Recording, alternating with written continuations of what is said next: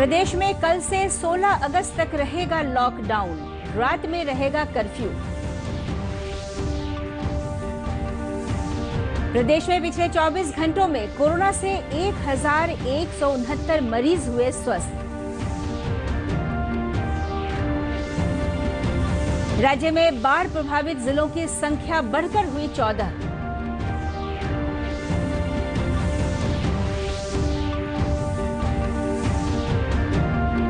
और महिला अधिकार दिवस आज।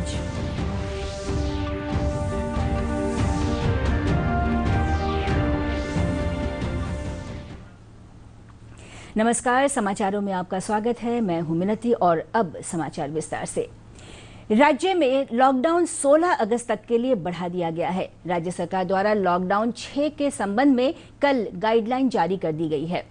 लॉकडाउन 5 में लगाई गई कई पाबंदियां आगे भी जारी रहेंगी। सिर्फ सरकारी और निजी कंपनियों को 50% कर्मचारियों की उपस्थिति के साथ कार्यालय खोलने की छूट दी गई है। दुकानों को भी कुछ शर्तों के साथ खोलने की अनुमति होगी। रात में 10 बजे से सुबह 5 बजे तक कर्फ्यू लागू रहेगा। साथ ही धार्मिक स्थलों और पार्कों को बंद रखा जाएगा। धार्मिक, सामाजिक, राजनीतिक, सांस्कृतिक, मनोरंजन और खेल कूद समेत भीड़ भाड़ वाले आयोजन नहीं होंगे। स्कूल, कॉलेज, कोचिंग संस्थान, प्रशिक्षण, अनुसंधान जैसे तमाम संस्थाओं को बंद रखने के निर्देश दिए गए हैं। गृह विभाग द्वारा जारी गाइडलाइन के अनुसार लगभग सभी पाबंदियां लॉकडाउन 6 में भी जारी रहेंगी। ऑटो और टैक्सी सेवा पूर्व की तरह चलेगी। बस सेवा को पूरी तरह बंद रखा गया है। मालवाहक गाड़ियों के आने जाने पर रोक नहीं होगी। आवश्यक सेवाओं से जुड़े लोग निजी वाहनों का इस्तेमाल कर सकते हैं। व्यावसायिक और निजी संस्थानों को खोलने की इजाजत होगी। इसके पहले इसकी इजाजत नहीं थी। हालांकि मॉल इसमें शामिल नहीं होंगे। जिला प्रशासन तय करेगा कि दुकानें कब और कितनी देर के लिए खोली जाएं। इस बीच लॉकडाउन बढ़ाए जाने पर आम जनता ने अपनी प्रतिक्रिया में कहा कि इसे सख्ती से लागू किया जाना चाहिए। कोई व्यवस्था बिहार में किसी प्रकार का कोई लॉकडाउन का नहीं है। न गाड़ी वाले के लिए किसी प्रकार की कोई व्यवस्था है, न आम जनता के लिए कोई व्यवस्था है। सब गाड़ी आ रही है, जा रही है। आम जनता तो त्रहिमाम कर रहा है, टेम्पो वाला तो त्रहिमाम कर रहा है, खाए के भी ना मर रहा है। यदि लॉकडाउन किया जाए तो पूर्ण रूप से लॉकडाउन कर दिया जाए।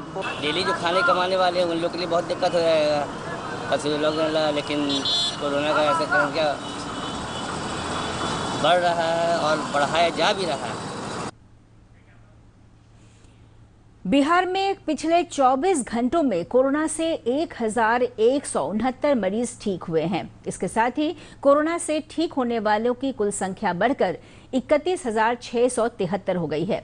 वर्तमान में कोरोना से ठीक होने वालों की दर लगभग 66% है। स्वास्थ्य विभाग के सचिव लोकेश कुमार ने वीडियो कॉन्फ्रेंसिंग के माध्यम से बताया कि प्रदेश में कोरोना के सक्रिय मरीजों की संख्या वर्तमान में 16,042 है। राज्य के सूचना एवं जनसंपर्क विभाग के सचिव अनुपम कुमार ने कहा कि मुख्यमंत्री ने राहत शिविरों और सामुदायिक रसोई में काम करने वाले कर्मियों और आवासित लोगों की कोविड जांच के निर्देश दिए हैं। उन्होंने बताया कि राहत कैंपों में मुफ्त मास्क का वितरण किया जा रहा है। किट्स की सप्लाई संबंधित जिलों में बढ़ा दी जाए, वहाँ किसी तरह की कमी नहीं है। इसके लिए भी काम प्रारंभ कर दिया गया है। इसके अलावा जीआर का जो गैस रिलीफ है, मुद्दे अनुदान, उसकी राशि को शीघ्र सभी को ऑलरेडी कल निरीक्षण के टाइम तक 7,000 लगभग लोगों को जीआर की राशि दे दी गई थी। 1 लाख लोगों को देने का अनुमान था शाम तक, और वो प्रक्रिया भी चल रही है लगातार। जो भी प्रभावित परिवार हैं उनको 90 अनुदान का भुगतान शीघ्र किया जा रहा है। और जो राहत कैंप में लोग रहेंगे उन्हें फ्री ऑफ कॉस्ट मास्क भी उपलब्ध कराया जाएगा। बिहार में बाढ़ प्रभावित जिलों की संख्या बढ़कर 14 हो गई है। आपदा प्रबंधन विभाग के अनुसार गोपालगंज से पानी आ जाने के कारण सिवान जिले के 2 प्रखंड प्रभावित हो गए हैं, जबकि वर्षा और नदियों की बाढ़ से मधुबनी जिले के 4 प्रखंडों में पानी प्रवेश कर गया है।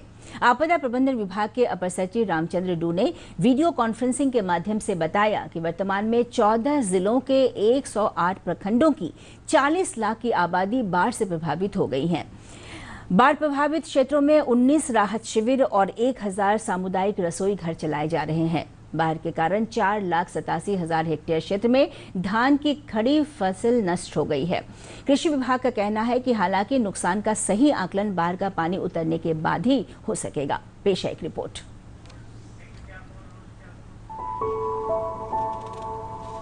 बूढ़ी गंडक नदी मुजफ्फरपुर के सकरा में और अधवारा नदी दरभंगा के बिशुनपुर में 2017 के उच्चतम बाढ़ बिंदु को पार कर गई है। इसे देखते हुए केंद्रीय जल आयोग ने इन क्षेत्रों में रेड अलर्ट जारी कर दिया है। खगड़िया जिले के सभी 7 प्रखंडों की 77,000 से अधिक की आबादी बाढ़ से प्रभावित है। बाढ़ का सबसे अधिक प्रभाव अमनी पंचायत के हिदायतपुर और सदर प्रखंड की उत्तर मारर पंचायत में है। हिदायतपुर और मारर में प्रशासन द्वारा राहत सामग्री का वितरण किया जा रहा है।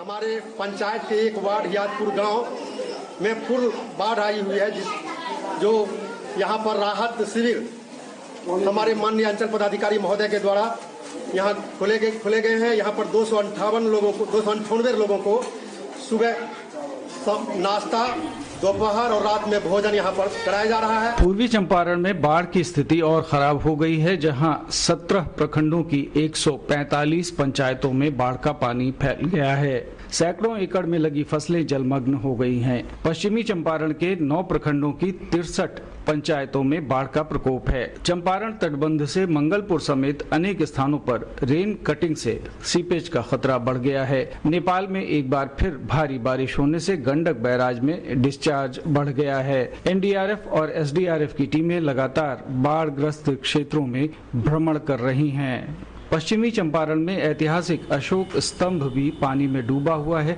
जिससे इसके अस्तित्व को खतरा पैदा हो गया है। समस्तीपुर के कल्याणपुर समेत अनेक नए इलाकों में बाढ़ का पानी फैल जाने के कारण जिले में बाढ़ की स्थिति गंभीर हो गई है। इधर जिले के जटमलपुर तीरा गांव के पास बागमती नदी का पानी स्टेट हाईवे पर चढ़ जाने के कारण समस्तीपुर दरभंगा मुख्य मार्ग पर प्रशासन ने बड़े वाहनों के परिचालन पर रोक लगा दी है। बाढ़ प्रभावित क्षेत्रों में एसडीआरएफ और एनडीआरएफ की 26 टीमें बचाव और राहत कार्यों में लगी हुई हैं। राज्य भर में राहत का कार्य बड़े पैमाने पर चलाया जा रहा है। मौसम विभाग ने अगले 24 घंटों के दौरान महानंदा और कोसी के जल ग्रहण क्षेत्रों में मध्यम से भारी वर्षा, जबकि गंडक और बागमती के जल ग्रहण क्षेत्रों में हल्की से सामान्य वर्षा होने की संभावना व्यक्त की है। एक तरफ कोरोना तो दूसरी तरफ बाढ़। बिहार वासी इन दिनों दोहरी चुनौतियों का सामना कर रहे हैं। इन परेशानियों से कब निजात मिलती है, ये देखना है। जिला संवाददाताओं की रिपोर्ट के साथ सलमान हैदर, दूरदर्शन समाचार, पटना। 3 तलाक कानून के 1 वर्ष पूरा होने के अवसर पर अल्पसंख्यक कल्याण मंत्रालय के तत्वाधान में आज से 2 दिवसीय महिला अधिकार दिवस का आयोजन किया जा रहा है। आज नई दिल्ली में वीडियो कॉन्फ्रेंसिंग के माध्यम से कार्यक्रम को संबोधित करते हुए अल्पसंख्यक कल्याण मंत्री मुख्तार अब्बास नकवी ने कहा कि ये कानून महिलाओं को अधिक विश्वास, आत्मसम्मान और आत्मनिर्भर बनाने में कारगर साबित हुआ है। इस अवसर पर केंद्रीय कानून मंत्री रविशंकर प्रसाद ने कहा कि यह कानून नारियों को न्याय, गरिमा और सम्मान दिलाने के लिए बनाया गया है।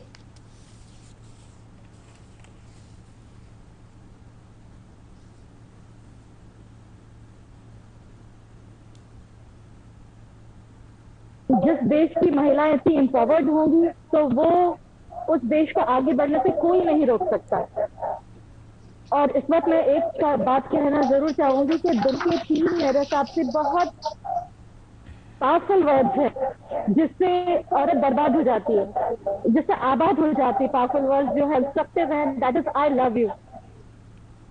और 3 बहुत डिस्ट्रक्टिव वर्ड्स हैं जिससे औरत बर्बाद हो जाती है, वो है तलाक, तलाक, तलाक। और इसीलिए मैं आपको बधाई देती हूँ, श्री मुख्तार अब्बास नकवी जी, हमारे रविशंकर प्रसाद जी, स्मृति ईरानी जी, हमारे नरेंद्र मोदी जी, हमारी सरकार, इसने हमें इस चीज से निजात दिलाई है और इसके लिए मैं बहुत बहुत बधाई देती हूँ। 3 तलाक पर बहस करके बिल पास करवाने के बाद जो मुझे दिल में खुशी हुई, वो खुशी तब और बढ़ी जब हमने आपके चेहरों पर मुस्कुराहट देखी। एक तरफ नरेंद्र मोदी हम लोग की सियासत और एक तरफ सियासत जो शाहबानों से साराबानों तक वहीं खड़ी हुई है, बस उससे आगे नहीं निकलना चाहते। और एक अंतिम बात मैं पर्सनल लॉ बोर्ड के बारे में बोलना चाहता हूं। और मैं चाहता हूं आप लोग इस बात पर चर्चा जरूर करेंगे, मैं आलोचना नहीं करता हूं। सुप्रीम कोर्ट के केस में उन्होंने एफिडेविट किया था कि आप कोर्ट इंटरफेयर न करें, हम खुद समझाएंगे अपनी जमात को। कोई काम नहीं किया, उल्टे जब 3 तलाक का बिल लेके आ रहे उसका विरोध किया। तो आज आप हिंदुस्तान के बड़े ही प्रोग्रेसिव, तरक्की पसंद खवातीन हिंदुस्तान की नागरिक हैं आप, और आपके साथ मिलकर एक नया हिंदुस्तान बनाना है।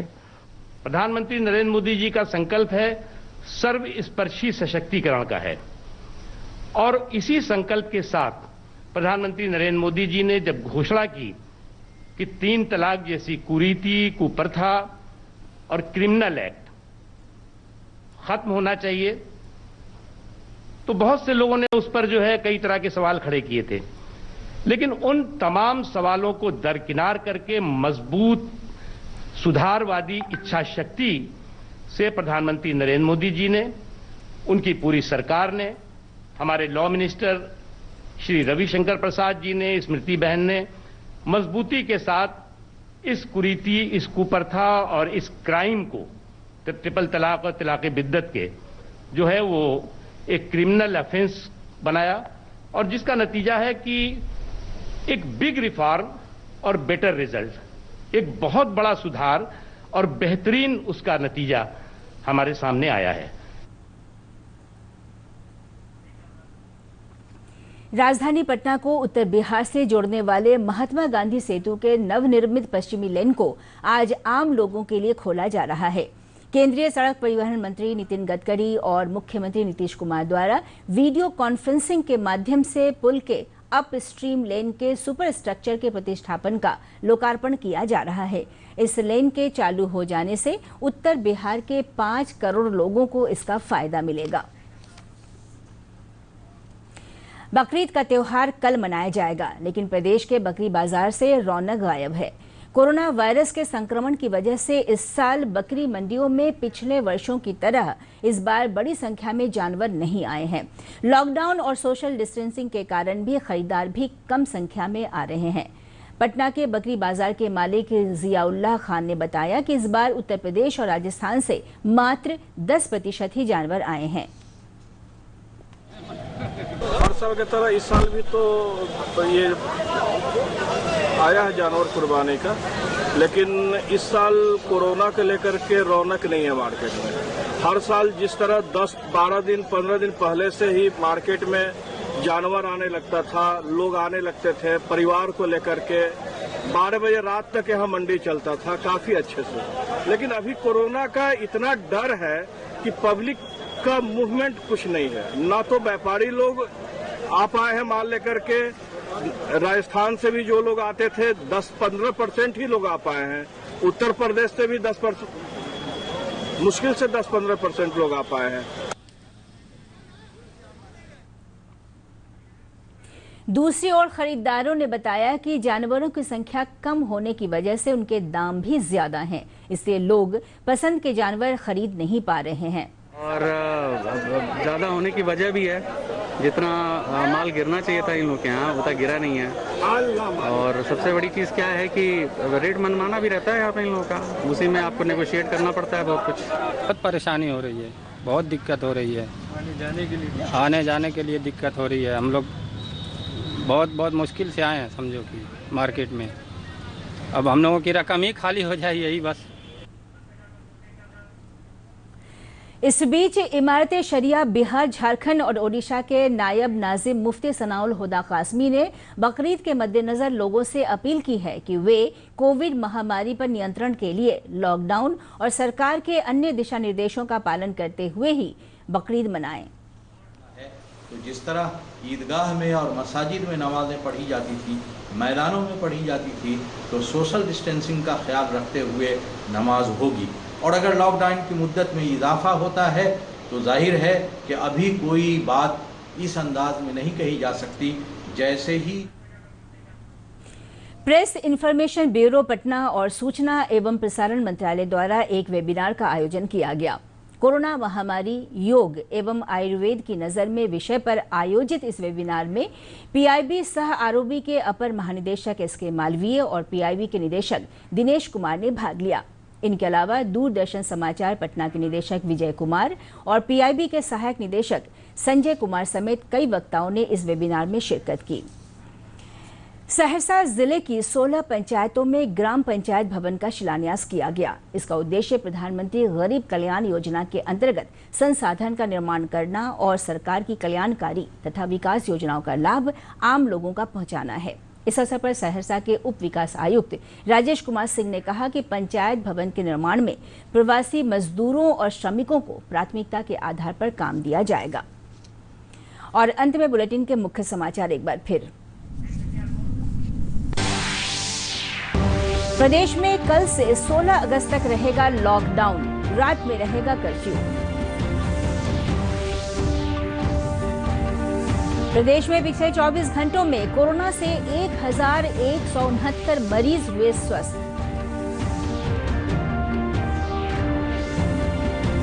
राज्य में बाढ़ प्रभावित जिलों की संख्या बढ़कर हुई 14।